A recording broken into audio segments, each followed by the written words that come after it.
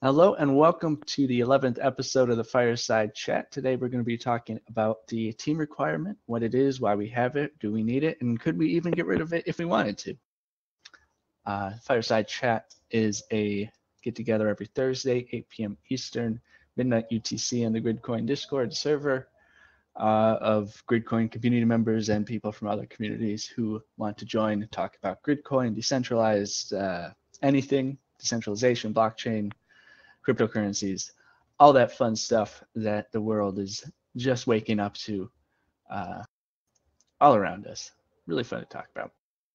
So before we get into the team requirement and what that is exactly, this is a Gridcoin specific thing. We have a little Gridcoin news this week. And the big topic is that the CBR poll, Constant Block Reward poll, has completed. It ended yesterday, June 6th. Yes, June 6th. And the winning option was the 75-25 split, which means that the CBR is going to be 10 GRC. That means every time someone stakes a block, they get 10 GRC as a reward. That it was a pretty overwhelming result. It was 331 votes. I think over 175 of those went to the 75-25 split. The share percentage ended up being about 60 some odd, high 60 percentage for 10 GRC block reward. And the total AVW active voting weight was 140 some odd percent, which means it was super validated. If you want to learn more about what super validated means, check out the original CBI proposal in the validation section, and we go into what we're trying to do with AVW as a metric and why exactly.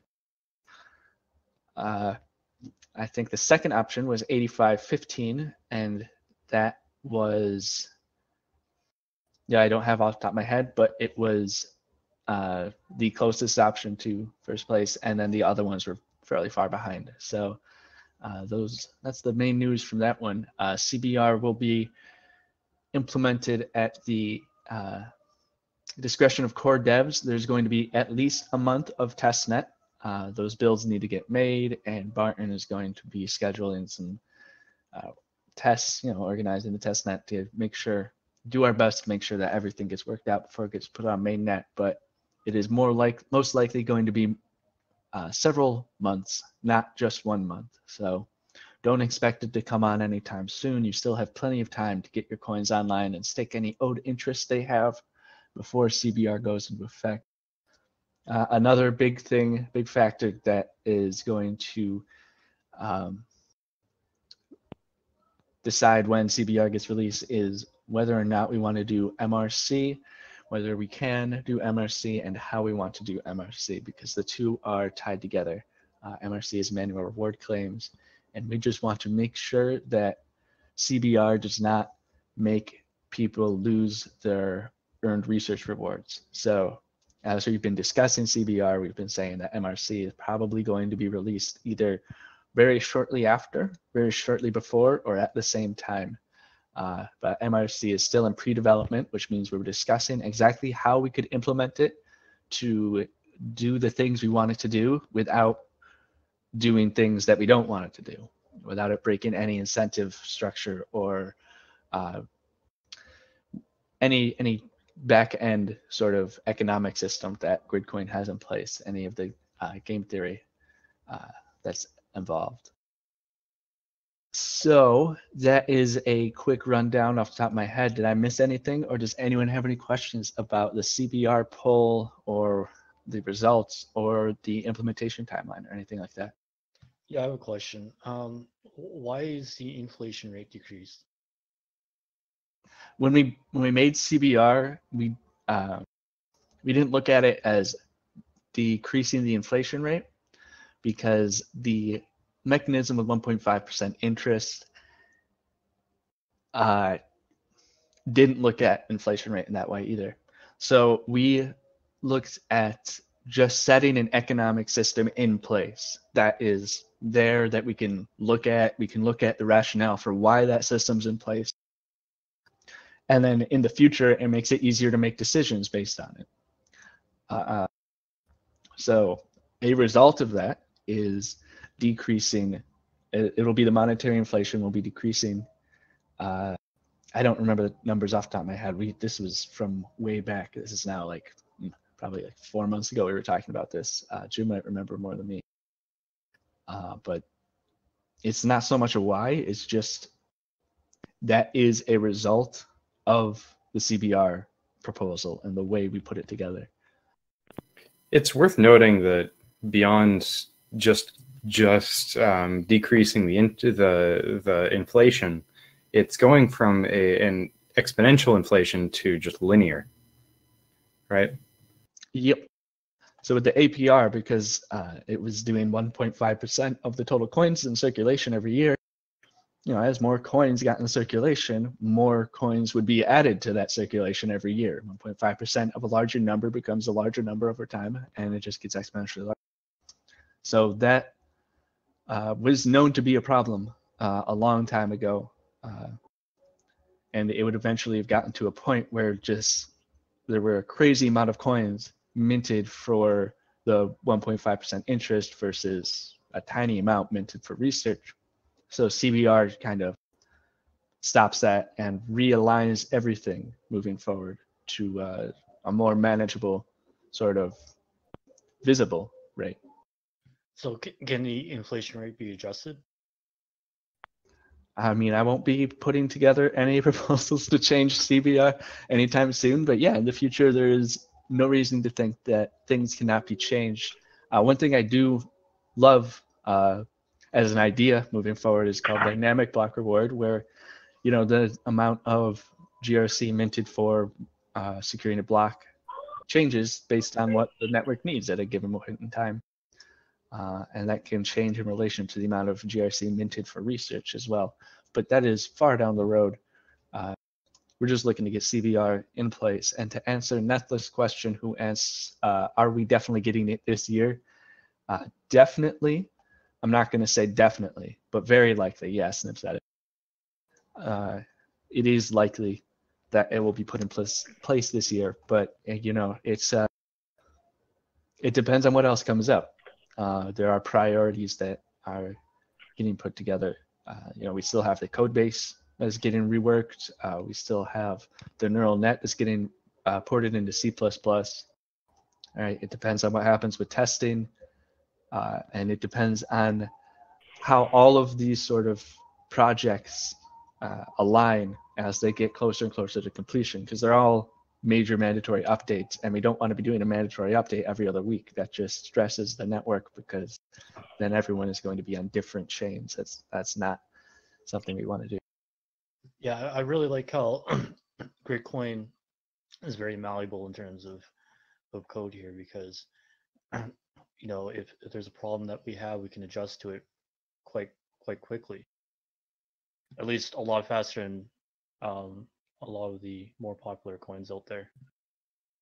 Yeah, it's great being, everyone's saying we got to get out there, we got to market ourselves more, we got to get more people on here. Well, when you get bigger, it makes it more difficult to move quickly, to change your direction, to fix these bugs rapidly. It doesn't matter how good your devs are, because we have guys on the team who are doing amazing work. Like, they catch something and they put a patch out the next day. Like the recent voting bug with the 3.7.12 was caught and fixed within like 2 or 3 days, and just that is hard to do in an open source community. Oh yeah, just phenomenal. Like, praise those devs, because we wouldn't be anywhere without them. I got a couple of comments on. Can you guys hear me? Yep. Okay. Got a couple of comments on CBR. I and some others worked with J-Ringo in the earlier stages of the CBR discussion to actually develop some initial formulas around the dynamic reward. At the end, we really decided on a CBR because it's simple, easy to understand, and it's easier to code. And a lot more discussion, we thought, has to happen around the economics of a dynamic reward system. which I also believe, encompasses really the idea of, true inflation rate control, right? That's a much larger discussion that I don't think, we're ready to take a stand on. And so with all that being said, my sense of it was that CBR with a constant number was the most expeditious and easy to understand thing to implement. And, because once you start going down the road of you're going to adjust that number upwards on a periodic basis, or to try and maintain a constant inflation rate, that turns into a whole different set of issues in terms of the way it gets implemented. So, for right now, I think we've chosen the most direct and easy to understand and, quite frankly, easy to implement path around solving the network security and participation problem, while at the same time paying people a reasonable amount for coins that are active. So, that's just, some of that is my own view and not just the common view of everybody on the channel here, but those are my thoughts. So. Yeah, I agree with you. I mean, personally, I'm really happy with the result that came out with CBR polls, the result that was chosen by the community. It seems reasonable. And like you said, it's a simple implementation. I think Broad already has a fork that has the code in it, and it just is a matter of getting that on testnet, getting it tested. It's actually in the dev branch already. And yeah, it's actually there. But it hasn't been tested yet, and it really has to be thoroughly tested in testnet. And there's some decisions that we have to make as devs as to exactly how we're going to flip it on. Whether we do a hard, essentially a hard fork at a particular block number, which would be tied to a mandatory. That's most likely the way it's going to go. It would be actually like, V9 to V10 or something like that, which would be coupled with a mandatory upgrade. That's most likely the way it's going to happen. But there's a lot of discussion that's got to occur around exactly the mechanics of turning it on, because if you're not careful, you can really mess the network up, right? You made that point earlier. So, because you don't want half the people not doing CBR and half the people doing CBR, and then it's going to create a giant fork, and then, we kind of go down that road that we left, that we never want to return to earlier. So it's got to be thought through very carefully on exactly how this thing's flipped on. The other thing I'll comment on too, I think, Jay Ringo, you made this point before. My sense is, I think the consensus was we were going to give people at least a month's notice before we flip it on, to make sure that people have a chance to get their coins active and and get their interest owed before the CBR goes into effect. Because one thing about CBR is once it occurs, all of the interest, if someone hasn't collected their interest, they're going to lose it, right? So as soon as you flip over in that domain, we're not going to go back and compute partial interest on people that have not managed to stake under the old interest regime. So that's what I think, Jay Ringo, you were referring to, that people have got to get online and stake and get their interest. We're going to give people plenty of notice before that happens. So. I agree with the month of notice, because if you look at our voting polls, it seems that you get the most attention. Like a month is a good amount of time to get the most attention for that poll. Right. It won't be a poll when we go to flip on. It'll just be. Oh, no. I was just saying, like, okay. Like a reference of time of like what's a good time to give people notice on something. Gotcha. Yeah. There'll definitely be a month, and to be honest, this poll has been going on for 8 weeks. There were 2 polls before it that said that CBR was going to be a thing. People have had a year at least to be paying. Check in every month and see. Just read a forum post. Hey, is this thing happening? Is it going to be happening soon?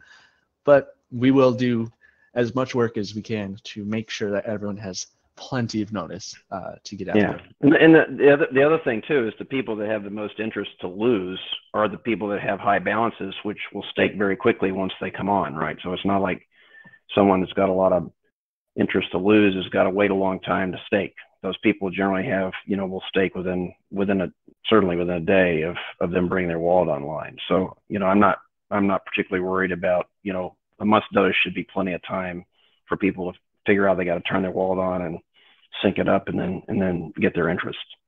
So, I think that's a reasonable time period. And we got to test the heck out of this thing in testnet anyway. So, it's going to be a while. Awesome. Yeah, I think that pretty much wraps up CBR, just so we can move forward, because we could talk about CBR for ages, because this is still a very complex, it's changing a lot of the reward structure of what Gridcoin is, and the implementation in itself is going to be very complicated, even though the code is it's a simple shift. But how do we want to do it? Do we want to pair it with other things? And there will more likely be more discussions on this sort of implementation timeline and other developments that we may or may not want to put with it in the future. So I'm just going to push things forward here so we can get to the team requirement discussion, which is the main topic of tonight, unless anyone has any really pressing questions or concerns or comments about the CBR poll and its completion. Just one little thing. Why do you think it'll take several months to get to CBR? Because as Jim was saying, we want to test the heck out of this. We don't want this to cause any issues, and at the same time, there are other. If you remember when CBR first became a very solid, this is probably something that's going to be happening. It was with the 4.0 2018 roadmap polls, and in that flurry of polls, there was the CBR, and then there was also manual reward claims, total credit delta, rebase onto a new, to upgrade the Bitcoin, or to upgrade the code base and essentially rebase onto a new blockchain of the same background, to upgrade the neural net. And all these are fairly large updates that will likely be hard forks, some sort of mandatory update. So is manual reward claims being worked on right now? It's in pre-development. We're having plenty of discussions on it. I don't know if there's any code work done on it yet. There are other things that are being worked out that just have higher priority at this time. Yeah, it's still really in the design phase. No coding's been done. You really don't do coding before you do a design, architecture and design. So it's really, it's being actively discussed by the devs.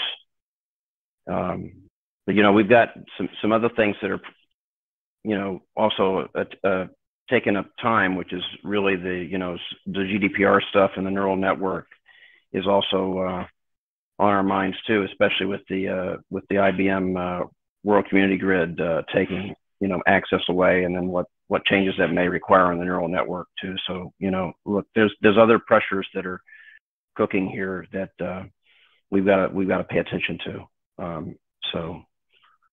But I think it's very likely it's going to happen within a few months, but it's not going to be within a month, because even if we were to get the testing done in testnet within a month, we got to give a month's notice, and I don't think a month is reasonable in testnet. So it's going to be a while. Yeah, I can agree there.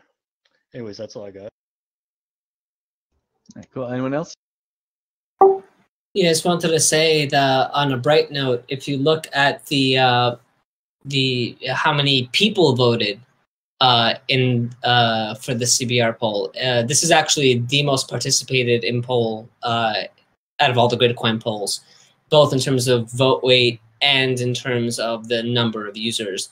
It has around 20 million more voting shares than the second and third place polls, and that means, and that's coming, most of it, or like a good amount of it is coming not from Wales. So I think we've seen a big increase in participation within the Gridcoin community. So that's a really nice thing.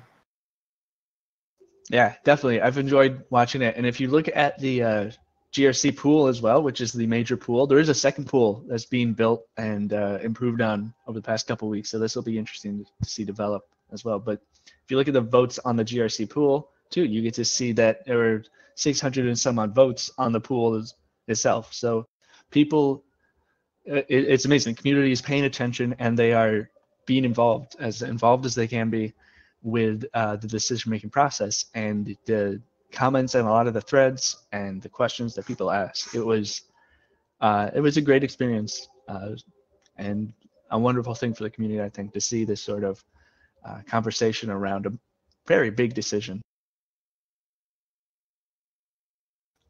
So with that, there is one more news topic. Right, so when the white paper came out, we mentioned that we were going to be reaching out to more exchanges or researching this sort of how to get listed on more exchanges. And we've been doing that. Barton has been doing a lot of the legwork, Neurominer as well. And we recently got put on a vote list for an exchange, which I'll get into that for a second, but it's South Exchange, the word South, then the letter X, and then the word change. And I will put the link in the description below. But to vote, you have to pay with Bitcoin. So every 1/1000th of a Bitcoin is a vote or something like that. And you just send it to an address, and you vote for the coin, and you can see all the other coins that are up there. And you're more than welcome to participate and to throw some Bitcoin at this. By no means, you don't need to, or you do not need to by any means. It's completely voluntary. But it's weird because on a personal level, I think that's a weird system, but it's also the system that exists right now. And a lot of these exchanges, you need to pay money to get listed. Some of them are pretty high up there, like hundreds of thousands of dollars to get listed on their exchange. Some of them are these sort of running vote where the community donates. Some of them are private auctions where you send whatever you think the exchange wants to get you listed, and then you get put in a queue based on what other coins have sent them, but you don't know what other coins have sent them, so it's a little difficult to gauge. Very few are just send us your white paper, send us your website, send us your information, and we'll get you listed. Very few, if any, are like that.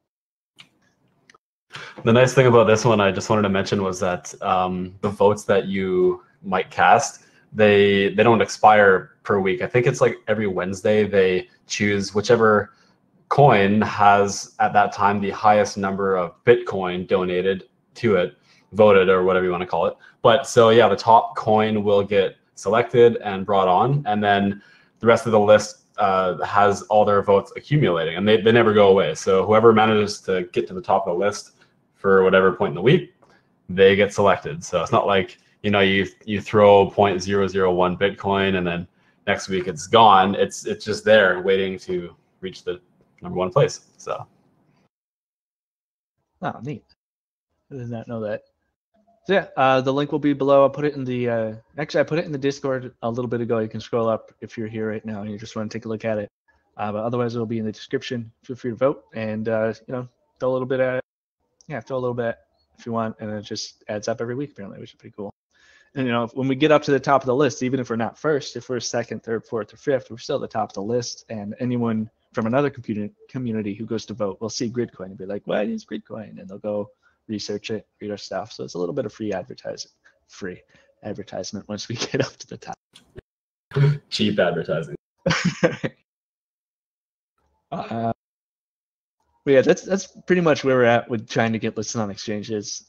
It's a money issue at this point. We have most of the stuff we need for a lot of the exchanges, but we'll see. We'll keep you updated as we keep moving forward. And as always, if you do want to help out, feel free to reach out in marketing or wherever, and just say you want to help get us on exchanges, and we'll let you know when we need some help. So with that, we get to go on the main topic today, which is the team requirement. Yeah, the team requirement. Really quick, I've been talking for a while. Does anyone else want to explain it? Fine. Goblin! Goblin, where are you? Oh yeah, I forgot to introduce the host today. I'm Jay Ringo. We're usually joined by Goblin Popper. He couldn't make it this week, and as always, I like chocolate. Say hi, chocolate. Hi. Sorry. I keep forgetting to do that, but I'll remember one day. So yeah, the team requirement. As many of us are aware, I hope we're aware, otherwise you're not getting rewarded. To get rewarded for GRC, you must be on the Gridcoin Boink team. So Boink is, you can make a team on Boink, and they're there basically so that friends can join together, regions can join together, and compete friendly competition with other teams. It's a little gamification tool that keeps people interested and makes them contribute a little bit more. It's a very neat tool, psychological tool. So we have a requirement that in order to get the Gridcoin, you need to be on the Gridcoin team. This is good and bad for different reasons that we'll get into, but the reasons we have it is because when it comes to, in the past at least, when it came to drawing stats from Boink projects, it was simpler to just say, look, I want to get all the stats from this project, and then I'm just going to pull the stats for Team Gridcoin and then parse it from there. So I don't need to pull the stats for everyone crunching that project, which could be a lot of people. Like World Community Grid has a lot of people on other teams than Team Gridcoin. So instead of pulling everyone's stats and then finding the CPIDs that are in the neural net, we just said, let's make it a little simpler. Join Team Gridcoin, and then you'll pull Team Gridcoin stats and find the appropriate, the corresponding CPID, and create the appropriate magnitude for that CPID. And that's basically it. It made it a little easier to parse the data from these projects. Also, I don't know if you're going to get to it, but basically the amount of magnitude that we have issued every day is divided per project based on the number of members in Team Gridcoin on that project. So that's kind of part of it too, is that if you're not on the team, then you're not part of that allotted magnitude divided among its members. So I think that was also part of the issue of removing the team requirement, is how to figure out who to give the magnitude to. Is that right?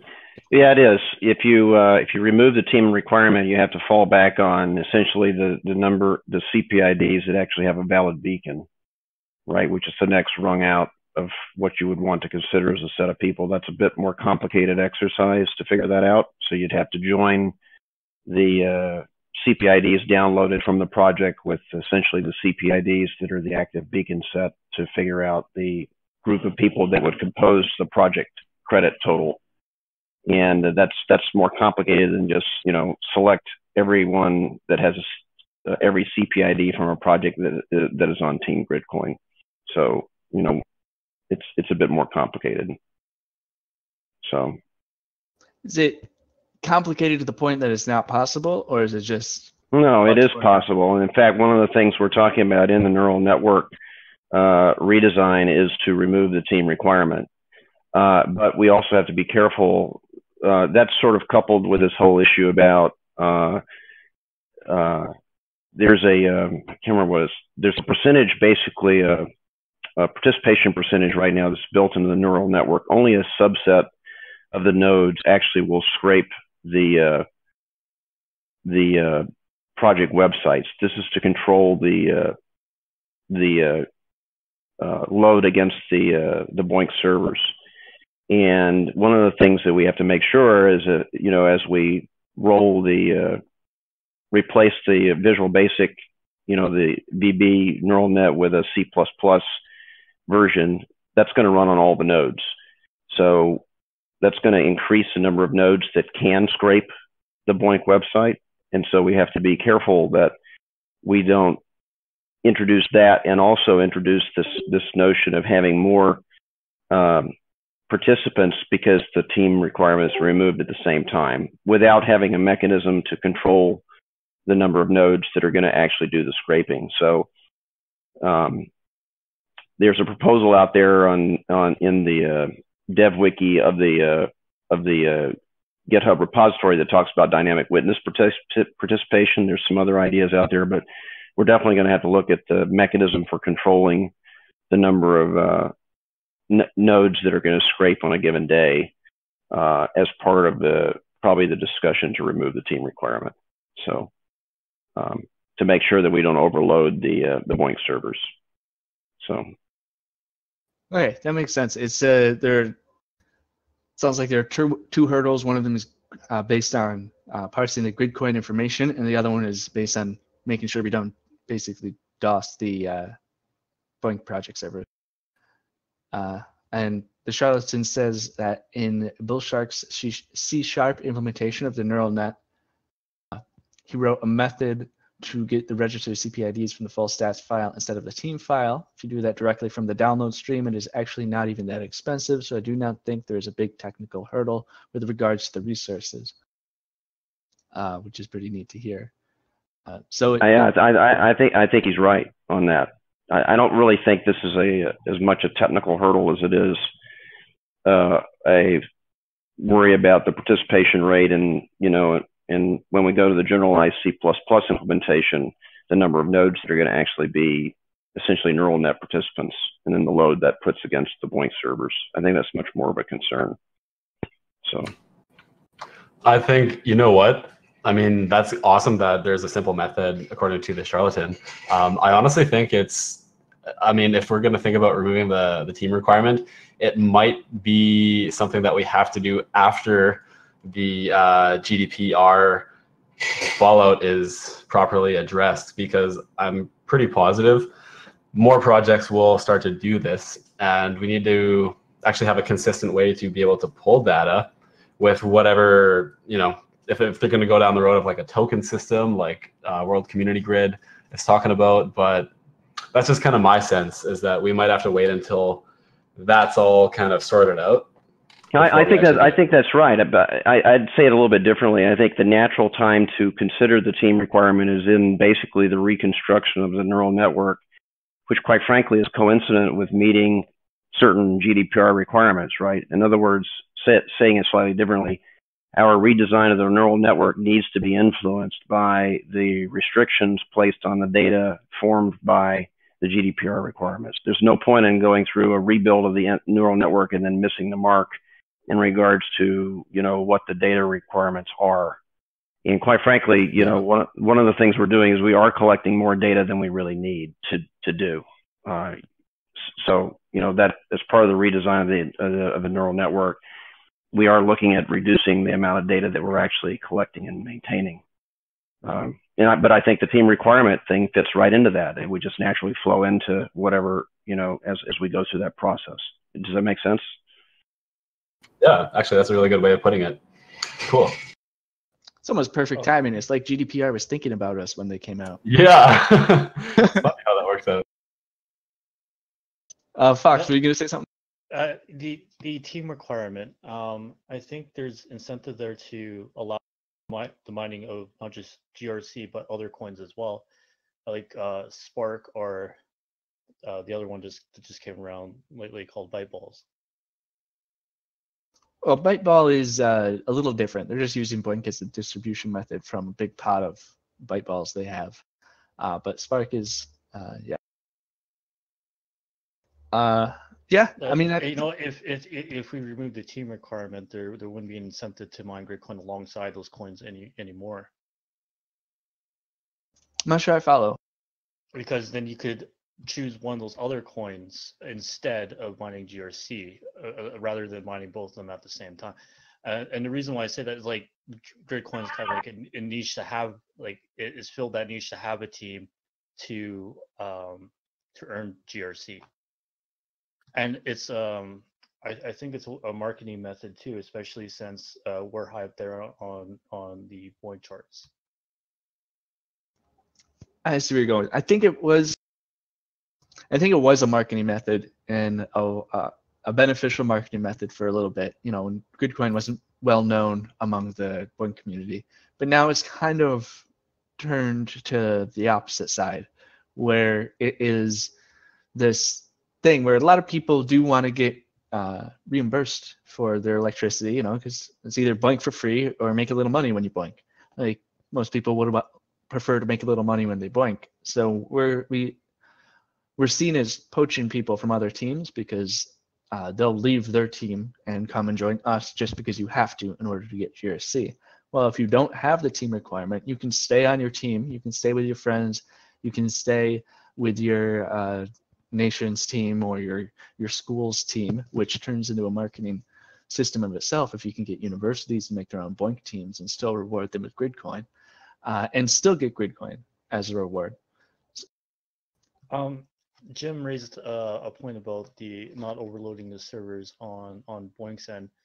You know, and is there a transparency aspect to this? Because if we keep our team consistent here, our team requirement consistent here, it can give BOINC an understanding of how we're growing as a team. Like they can clearly see our team, and maybe they can better prepare the servers for to prevent an overload.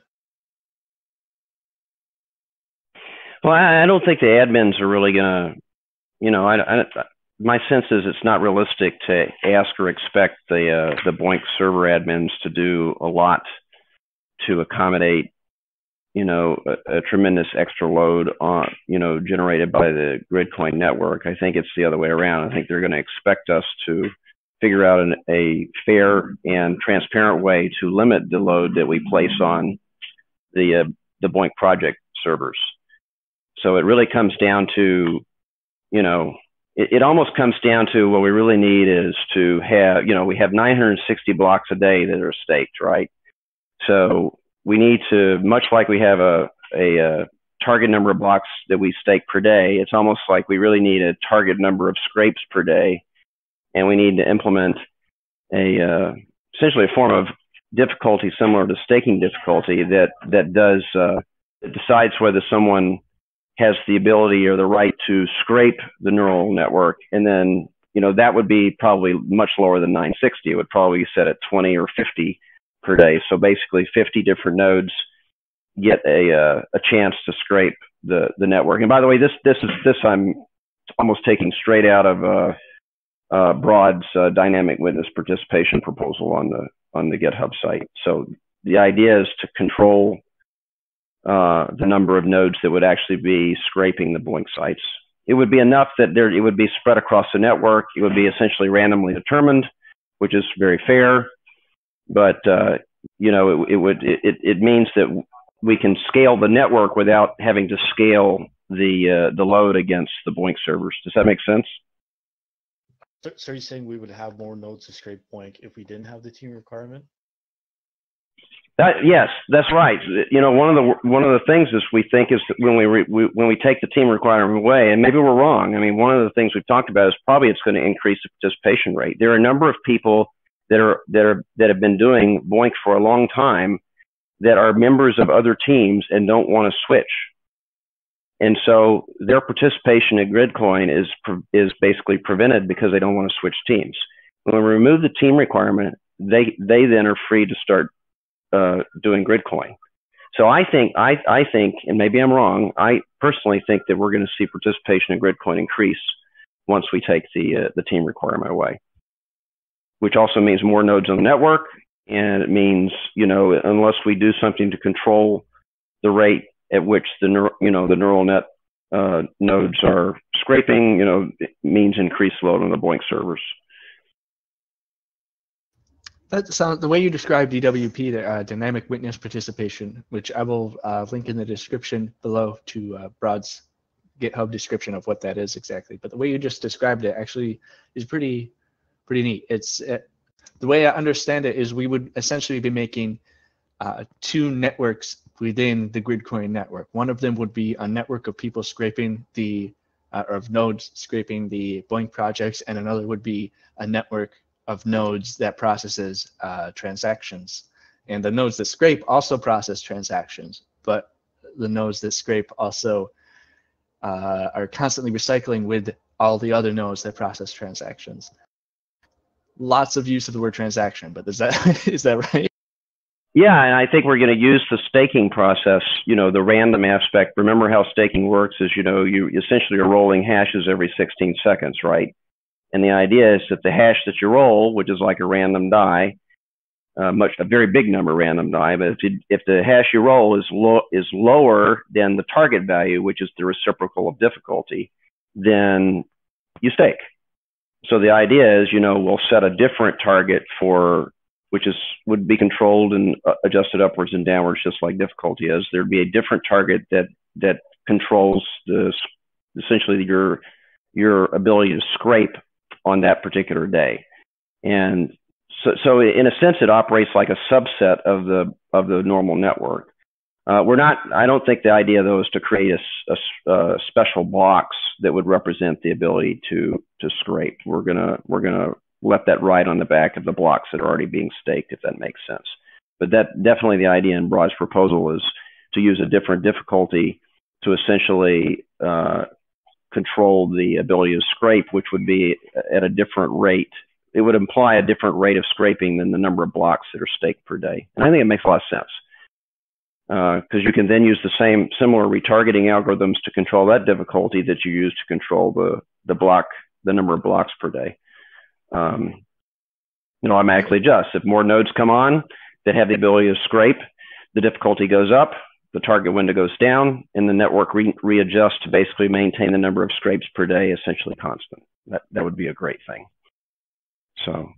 That sounds awesome. Does that scale to, this is extremely long term, does that scale to perhaps having other platforms other than BOINC that we gather the stats for? I think it would. I think the question is,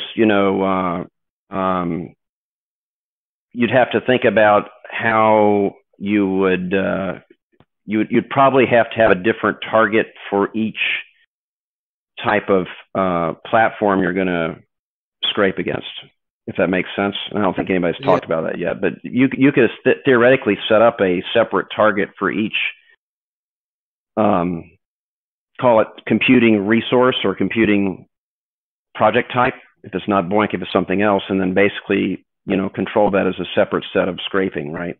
So you could see how that could be generalized.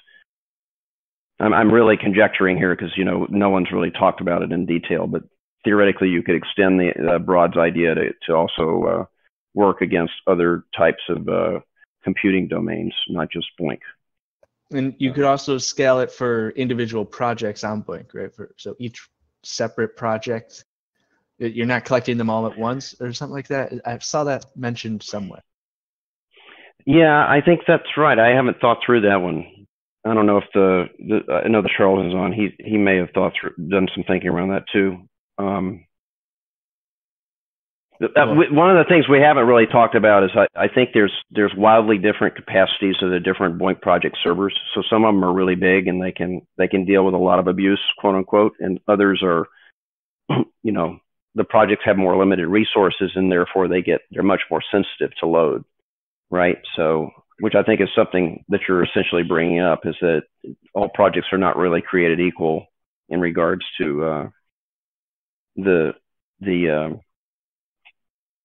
capability. Here's the problem though. You have to be able to, a neural node right now has got to be able to get all the projects downloaded to essentially get the set to compute all the statistics you need. So it's unitary. We can't shard this thing. We can't have one node download 3 projects and another node download 4 other projects, because then you can't reach consensus, right? So, you still have the consensus problem that you have to meet. So, to talk about a consensus, the whole point is that everybody's downloading essentially theoretically the same data set, and then they're going to see if they agree on it. So that's another thing that has to be thought through. Yeah. So all of these are stemming out of developments that more or less would be required or highly recommended if we remove the team requirement, which to bring it a little further back to that is specifically, Jim brought up earlier that he thinks that removing the team requirement would increase usage because there are these people who are dedicated to their BOINC teams and they don't want to leave them to join the Gridcoin team, but they would also very likely happily receive Gridcoin for the work they do on their BOINC team. So that is one benefit of removing the team requirement. Does anyone have any other thoughts about benefits, drawbacks to this? Yeah, I hope this is not a stupid question, but if we remove the team requirement and it doesn't work out, is it possible to go back to team requirement? So like we just try it out. I would assume so, but if removing the team requirement is connected to the entire rewrite of the neural net, going back to the team requirement would mean going back to the neural net we have right now, that process we have right now, which from what it sounds like would be a fairly significant step backwards. Correct me if I'm wrong, Jim. It would. I mean, look, you could always just exert the arbitrary requirement that someone has to be part of the Gridcoin team. I'm not so sure that, look, I don't think these are symmetric operations. I don't think that once you remove the team requirement, it necessarily, you can put the genie back in the bottle, so to speak. Technically, I don't think that's that difficult thing. If we redesign the neural network, we could always just impose as part of the download process, we could filter it based on the team. That's just an extra step. Whether that's a good idea to go back to that after we've removed it is a whole nother discussion. Personally, I think it wouldn't be a good idea. That once we pull it, it's probably pulled for good. But that's just my own opinion. And the dynamics of Gridcoin participation going backwards, I think the economics of that may not be so great either. So Yeah, Fox, sounds like you are sort of hesitant about removing the team requirement. And you mentioned a little bit why before. Do you have any more you can expand on with it? Yeah, just that, how will competing coins move into that niche that we will move from if we do remove the team requirement? But I mean, increasing the node count would be important too, I feel. So I don't know. I have a different view on. Look, I'm doing the Byteball thing, and I'm also doing Spark at the same time.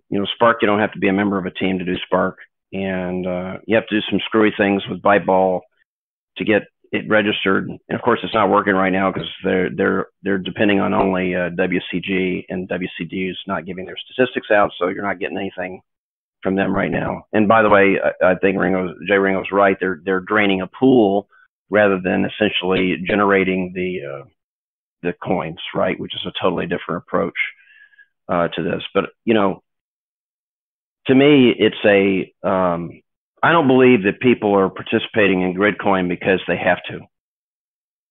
And I don't believe that'll be true even if we remove the team requirement. I think people participate in Gridcoin because they see it as important. They agree with the values of Gridcoin. They see it as a way to pay their power bill, or at least somewhat offset the power bill while participating in science. And Gridcoin has a value that, quite frankly, I don't know what Spark tokens are worth, but as far as I can tell, they're not worth much right now. In fact, I don't even think you can barely find anybody to exchange them. So I don't. My view on it is it really doesn't detract from the value of a Gridcoin to take the team requirement away. And I think the economics of the coin is going to increase the value of the coin if we put more people trying to participate in it and purchasing Gridcoin to participate. So I think the economics of the coin actually improve removing the team requirement. And of course, the more valuable Gridcoin becomes, probably it's going to attract other people that want to get into it from an investment perspective. So to me, the balance, I hear that concern. I think that's certainly something we got to be considered. But I think to me, the net of it actually points in the other direction, largely. But that's just my own perception of the dynamics. You don't really know what's going to happen until you actually do it. I guess I guess I'm swaying more towards removing the team requirement. Now let's explain that way. Especially if Gridcoin becomes more popular. I personally think it's going to drive the value of the coin up if we get more people to be interested in it and participate in it, and which I think is what we all want at the end of the day. And the other aspect about getting Gridcoin's value up is to increase the utility of the coin too, beyond just the natural utility of its representing crunching on scientific projects, but the idea of actually it becoming a commerce tool, right? To do real transactions with it, monetary transactions, which would be the next step. But that's a whole nother discussion. that's way beyond the scope of this tonight. But to me, I think in the aggregate, I think removing the team requirement is going to actually cause the value of the coin to go up. It's just my own take. Does anyone else? Wow.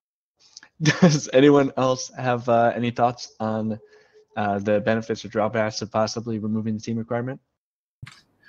I mean, I just like I would just rehash kind of already what's been said. Is that Foxify, I mean, make a great point that having our name up on like number 4 on the list of all-time earning teams on BoinkStats, I mean, it's marketing in itself. Like, everybody can see Gridcoin is extremely popular.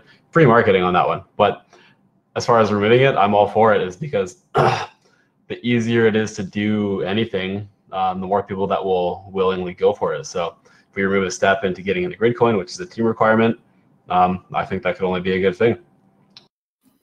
It's also not like by removing the requirement, we'll just completely remove all of Team Gridcoin. I think that's right. It's exactly right. I'm not probably going to stay on Gridcoin. Yeah, me too. Me too. I'm not going to switch away. Look, guys, I am number like 485 in the world individually in Boink. I've been doing this a long time, and I was originally a member of Team Anantech, which is, you guys know, is a tech site, right? And I had, at the time when I switched over to Gridcoin, I had almost 2 billion credits. And, I was way high up on that team, and I had to do some thinking to pull the plug on that and switch over to Gridcoin. It was a big decision to do it. I'm just telling you my personal experience. I did it anyway.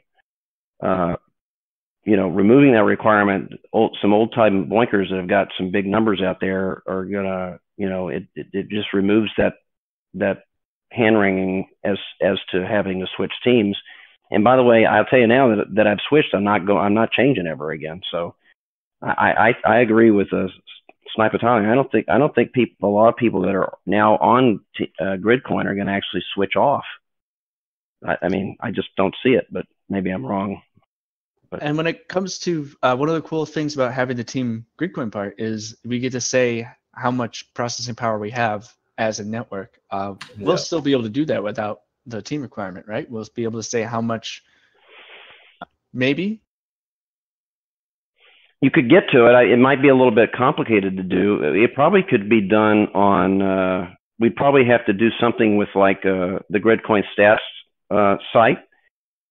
Again, if you go back to the beaconed CPIDs as a set, right, you could then compute the statistics based on that set of CPIDs, right? It's a little harder, but it could be done. We're computing we're computing the statistics on a daily basis anyway. That's what we're doing for the neural net. So we ought to be able to put it in a form that is easily digestible by people.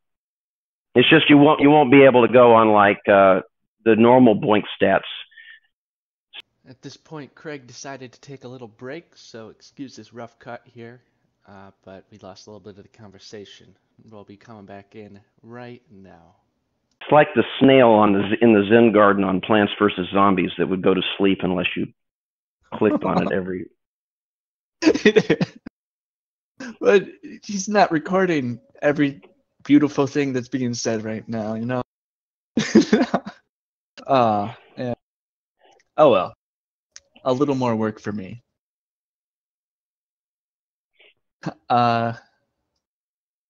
So yeah, Jim, you were just describing, this is just notes for myself, going back to edit, you were just describing sort of why we wouldn't do the entire process instead of doing one at a time. Like, why do one at a time? Just do the whole thing at once.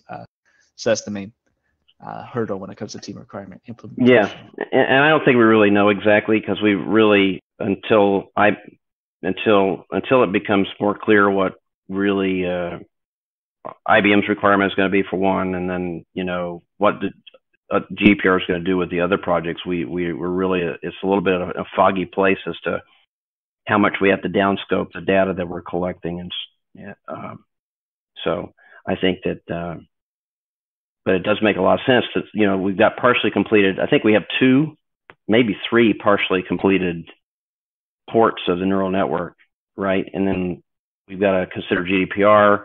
We have to consider the ability to control the neural net scraping load against the BOINC servers. All those things are sort of, you know, different things we've got to do, and it makes a lot of sense to consider it as different facets of essentially the same thing, and then figure out whether it makes sense to sequence it or whether we just roll all those things into one. Sheldon's very quiet tonight. I'd like him to weigh in on it, but you know, I think it's very late for him right now. I think that's probably it. Just sitting there eating bananas and playing with Chevys.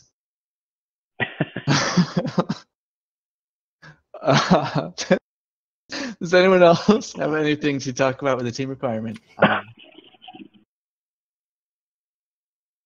Yeah, maybe you can elaborate more on the neural network rewrite, Jim. Yeah. So look, the biggest thing is the neural network, as everyone, I think most people know, is it's written in you know, it's Visual Studio, right? I think it's almost all Visual Basic, and that requires us every time we do a build, we have to do essentially 2 builds, because we have to build the Visual Studio part and we have to build the C++ part, and there's essentially the 2 communicate with each other over .NET or COM. It's really a COM object, .NET. It's just unwieldy, and it's difficult sometimes to debug problems because the thing's basically split into 2 different areas.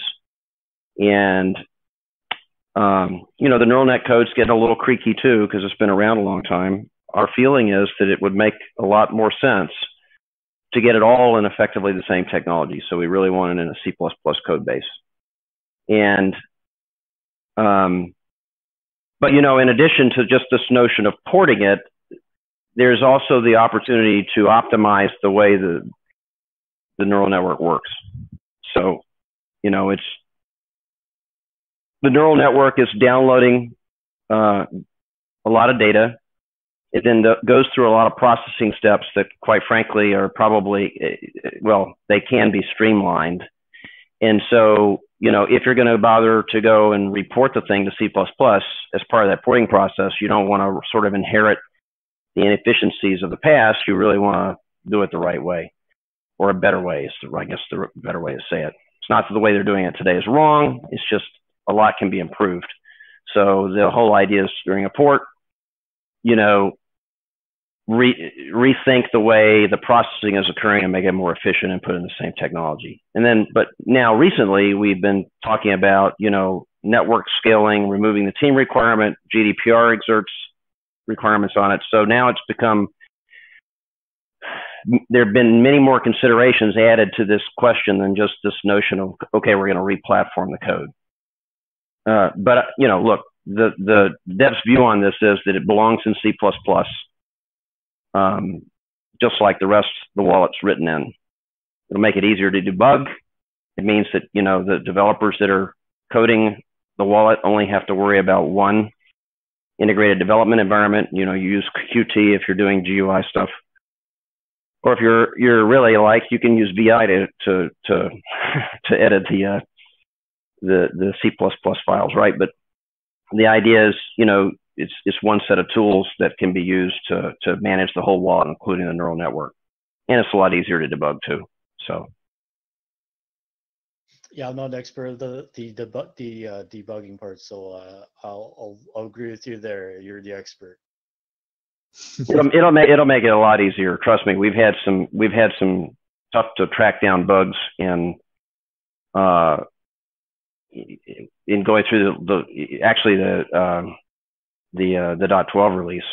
Was there's a tough to track down bug that, you know, actually ended up being on the C++ side, but the whole idea of having it split across the 2 domains just made it really hard to get at it, because, you know, the debugger you'd normally use on the C++ side, which is GDB, really can only see the C++ side, and it really doesn't have any visibility into the .NET side. And then the Visual Studio Debugger can see parts of the .NET side, but can't really see the other side. And so you're just like, you know, two people getting a half picture, and it's really hard.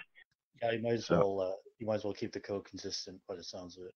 Yeah, and you know, the interface between the two sides is not really as tightly typed as we'd like it to be. So you lose some type safety in regards to passing information. This is getting really technical now, but you know, you're losing some type safety in going from the C++ side to the Visual Basic side. So you know, it'd be much better to have it all in C++, where we can have strong typing, we can have proper interfaces and things like that. It's going to make it will reduce the number of errors that happen as the code changes over time. So I think, you know, in general, it's a really good idea to get the port done. It's just a question. We got a number of other pressing issues too that we've got to address. Yeah, I think it's good to have a number of options here and figure out what we need to do next. You know, one step at a time, right? Yeah. And as we've been saying this over a year, I mean, this code, Jim brought it up a little bit. This code is pretty old, from when Rob was working on it, basically by himself and just a few other people. And we've got a bunch of devs coming in and people who have been here for longer than others, and everyone needs to get intimate with it and understand it, and then decide where to put stuff and how to build it exactly into a smoother product. That takes time, and seeing the work that's been put into it over the past year and a half is it's amazing. Frankly, it's pretty cool. Well, I'm a relative new timer to this compared to some others, but I can tell you that, you know, there's been a huge amount of activity in the development area, and you know, we went through some tough times with Forkapalooza or the Forkamageddon, whatever you want to call it, but we also got through that, and I would say that the network is, you know, I'm going to venture to say the network is probably the most stable it's ever been, period, in terms of resistance to forking. I don't think we've, knocked on wood, I don't think we've had a single major forking event since we issued .10. Everyone knock on wood right now, man. Yeah, knock on wood, big time. I'm knocking. But you know, look, if you haven't had a major fork by now, you're probably not going to, right? And you know, we have to be careful as we introduce. Again, we have to be careful as we introduce CBR, and we have to be careful as we introduce some of these other things that involve a protocol change that could generate forking if we're not careful. Right now, as long as we don't mess around with a network protocol, we're stable on V9. We got the bugs worked out of it. We're good. It's a great place to be. We have to make sure we stay there as we make these changes. Absolutely, and the Charlatan just sums it up. This is the first time in the history of the coin that things actually run. That's an interesting way to put it. If you remember, the Forkapalooza came about because we pushed an update that was supposed to stop forks that were occurring on the chain to help reorganization of the chain after a fork. And there were just bugs in that update that caused Forkapalooza. But after those bugs were worked out, that update worked so well. Like, the issues from before then aren't existing anymore. But it's difficult to remember how it was sort of a little wonky before Forkapalooza, because or Forkopolis, because Forkopolis was bad. It was like, that's a scar, right? And other things that have changed, the super blocks are running smoothly. Again, knock on wood, but all the errors in stat collection are coming from the Boink project side. Like, they're updating at the moment that someone looks for a super block, so you know, it misses out that versus other problems that were happening. Yeah, we were celebrating super blocks pretty heavily in the Discord chat. Yay, we finally got one 5 days later. We've come so far. Oh shit, man. That was last summer. So last summer was rough. Like, oh man, it's been like 90 hours, no super block. What's going on? Did we have one that went like over a week? Like, I don't know. I don't want to think about it. I seem to recall it was like 102 hours or something for the longest one. Wow. That was really bad. So when you put that in perspective, we've gone from that through a major forking issue that was worked out. It was stressful. I can't imagine what it was like on the in the core dev side in terms of stress, but we came through that, and now we're talking about changing things and building things to make them so much better. So we've gone through that initial, get things running, and now we've got CBR ready to go. We've got this team requirement removal with reporting the neural net, the C++, which it sounds like will fix several other issues, if not immediate issues, and scaling issues, because once we get bigger, then we are going to have this problem about DDoSing the, not directly DDoSing, but essentially DOSing the BOINC project servers because we have so many people in the network. So this is something that we'll have to get done in the future anyway. So we're talking about that. We're talking about TCD. We're talking about a new way to get earned research rewards out, MRC. We're talking about all these new things that we can build on top of what we already got, which is pretty inspiring. But we are, I think, over an hour at this point. So we're going to wrap up here. A little break here. If anyone wants anything else to, if anyone has anything else to say about the team requirement removal, if they're for it, if they're against it, if they have any questions, go ahead and ask them. But I might cut people off if we go too far. But go ahead, speak now. All right, and I think we covered it all. Next week, Chocolate, do you remember what we were talking about doing next week for the discussion? The hour of silence? I'm looking forward to that. Can't wait. I think we were going to do an open forum next week. Oh, yeah. Open forum. So we will, me, Chocolate, hopefully Goblin will be off his train by next week, but who knows? Rate of trains are going these days. We will, we'll have a couple things we can talk about, us three. But if anyone else in the community has any questions or any topic whatsoever they want to talk about, come in and we'll just sit here either for an hour of silence or we'll just talk about some fun ideas, marketing ideas, development ideas, just completely off the wall ideas. Like, is this trains? Let's try and keep it Gridcoin related. But if you want to build a Gridcoin train, let's go for it.